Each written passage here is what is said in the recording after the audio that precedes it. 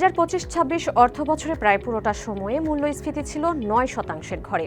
এই পরিস্থিতিতে আগামী অর্থবছরেও মূল্যস্ফীতিতে লাগাম টানার প্রতিশ্রুতি দেওয়া হয়েছে বাজেট প্রস্তাবে। ২০২৬-২৭ অর্থবছরে মূল্যবৃদ্ধির হার ৭.৫% নামানোর লক্ষ্য নির্ধারণ করেছে সরকার। বিপরীতে অর্থনৈতিক প্রবৃদ্ধির লক্ষ্য ধরা হয়েছে ৬.৫%, যা ২০২৫-২৬ অর্থবছরে ছিল ৫.৫%। সব মিলিয়ে ২০২৬-২৭ অর্থবছরের জন্য ৯,৩৮,০০০ কোটি টাকার বাজেট ঘোষণা করলেন অর্থমন্ত্রী আমির খসরু মাহমুদ চৌধুরী, যেখানে ২০২৫-২৬ অর্থবছরের সংশোধিত বাজেটের চেয়ে ১.৫ লাখ কোটি টাকা বেশি খরচের পরিকল্পনা তুলে ধরেন তিনি।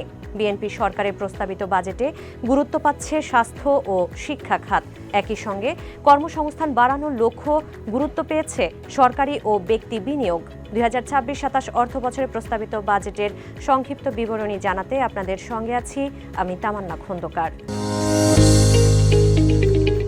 মোট বরাদ্দের মধ্যে সরকারি বেতন, ভাতা, পরিষেবায় ভর্তুকি সহ দেশ পরিচালনায় ৫,৫১,০৮৭ কোটি টাকা খরচের পরিকল্পনা সরকারের, যা ২০২৫-২৬ অর্থবছরে সংশোধিত বরাদ্দের চেয়ে প্রায় ৩৮ কোটি টাকা বেশি। উন্নয়ন ব্যয় ২,১১ কোটি টাকা থেকে বাড়িয়ে ৩ লাখ কোটি টাকা করা হয়েছে। বিভিন্ন ব্যাংক, আর্থিক প্রতিষ্ঠান, সঞ্চয়পত্রের মাধ্যমে নেওয়া সরকারের ঋণের সুদ পরিশোধ এবং অন্যান্য খরচ ধরা হয়েছে ১৬,০০০ কোটি টাকার বেশি, যা সংশোধিত বাজেটের চেয়ে প্রায় ৮,০০০ কোটি টাকা বেশি।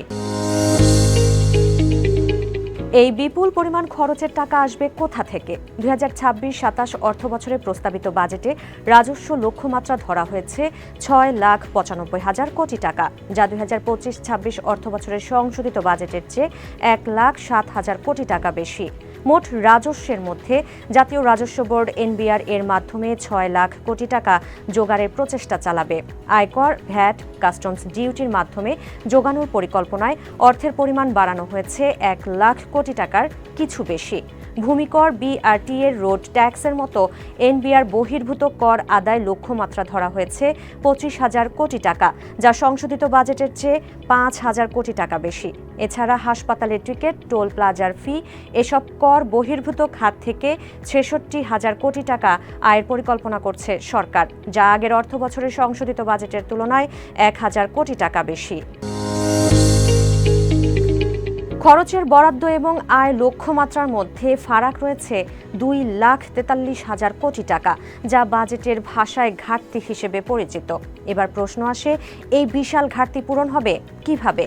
সরকারের পরিকল্পনা অনুযায়ী বৈদেশিক বিভিন্ন সংস্থা ও ব্যাংক থেকে ১,০৯,০০০ কোটি টাকার বেশি ঋণ নেওয়ার পরিকল্পনা সরকারের।